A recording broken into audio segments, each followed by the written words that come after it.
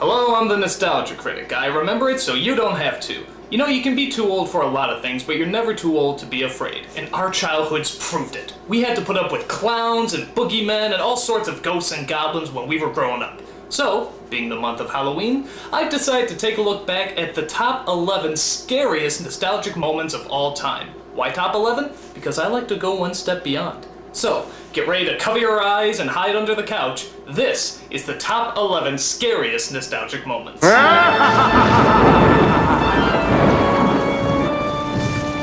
Number 11. The Wicked Witch from The Wizard of Oz. For many kids, The Wizard of Oz was the first movie they ever saw. So naturally, Wicked Witch was the first villain they ever came across. And man, did she freak us out. With her green skin, big nose, and black attire, this wicked bitch of the north made us all cry out, "There's no place like home!" If you can believe it, this actress actually used to be a kindergarten teacher. Jesus Christ, imagine her greeting you on your first day of school. Wanna play ball? Number 10.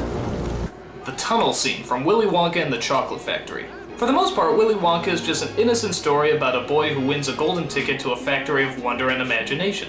But suddenly goes fucking nuts when it enters the death tunnel from hell. I'm gonna be sick. Every creepy image you can imagine pops up here. Snakes, lizards, Gestapo wannabes, even a scene of a chicken getting its head chopped off. On top of that, Wonka reads out loud a scary as fuck poem and then proceeds to scream at the top of his lungs. And that's not even the strange part! The strange part is that after this scene of misery, chaos, anarchy, and death, they never talk about it again. They just go on their merry way like nothing ever happened. Man, if I was in that situation, even if we got up to the part with the giant geese, I'd be like, dude, what the fuck was up with that tunnel? I always thought to myself this scene would make a lot more sense after I grow up.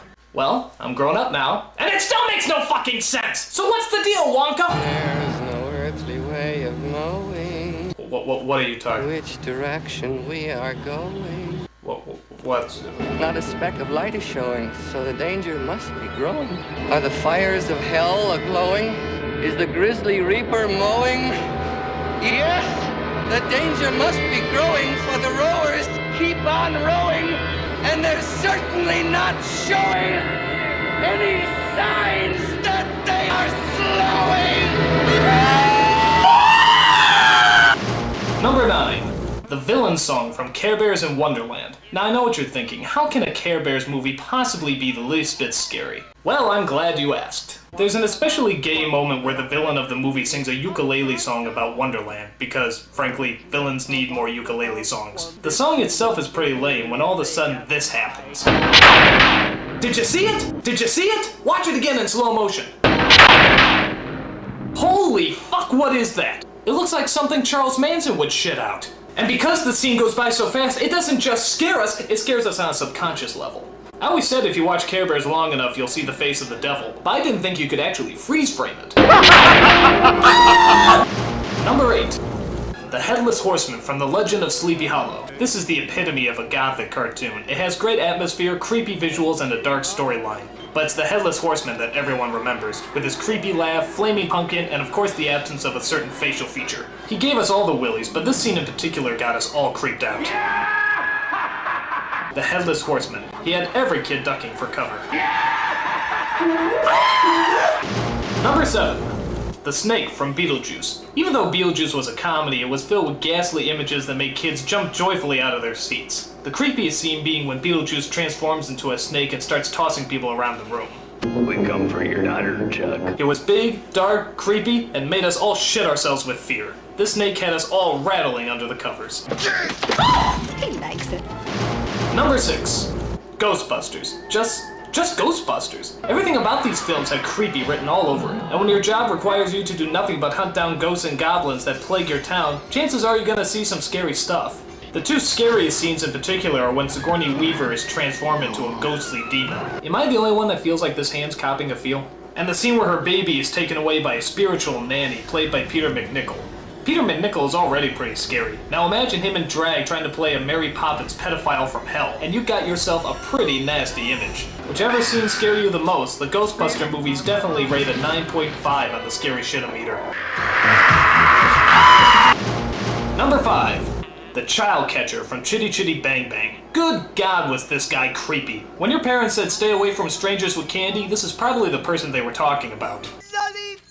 He embodied everything that children imagine bad men looked like. In fact, to be honest, he's a little creepier now than he was back then. He looks like one of those guys you catch on MySpace trying to pick up 10-year-old boys. Come along, kitty winky.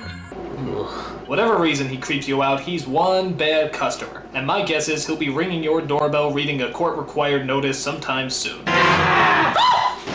Number 4.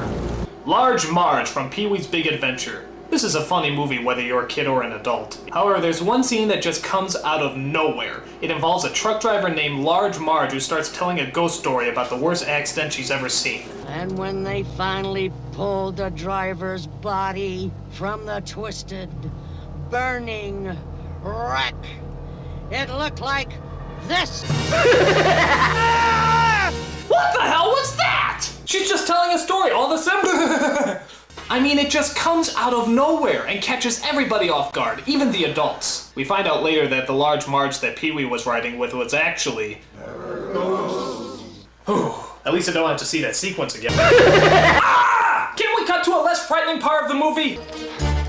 Ah, that's better. Ah! Number 3. Judge Doom from Who Framed Roger Rabbit. Everything about this movie kicks ass, and the villain is no exception. He's tall, he's dark, he's Christopher Lloyd, right on the money. The best scenes, though, come at the very end when he transforms into a half-man, half-toon psychopath. And you could count the bricks we shit after seeing this scene. If Stephen King did a biography on Mickey Mouse, my guess is he probably looks something like this. Judge Doom, he's not bad, he's just drawn that way. Number 2. The Clown from Poltergeist. This is back before the PG-13 rating existed, so lots of kids usually flooded to PG-rated scary films like this one. And boy did we regret it. This clown had all of us looking at our toys funny. I used to have a Ninja Turtle doll that I shot! For the most part, the clown does nothing throughout the entire movie, but all the kids are watching it saying, "Yeah, I know you're up to something." Oh, cut the crap! We both know you're alive!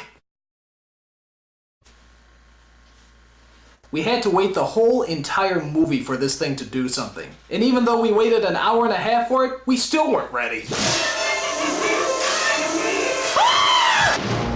And the number 1 scariest nostalgic moment is...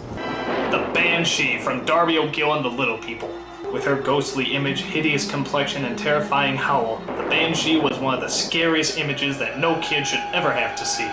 If you haven't seen this movie, you should. It's pretty good by Disney standards. It has great atmosphere, good characters, and it's the only film you'll ever hear Sean Connery sing. Seriously. She is my dear, my darling one, my smiling and big island one. And if that's not scary enough for you, the Banshee surely is. Now, the effects in this movie range from ingenious to insufferable, and the Banshee is no exception. Most of the time she moves very gracefully, but other times she kind of moves like a go-kart.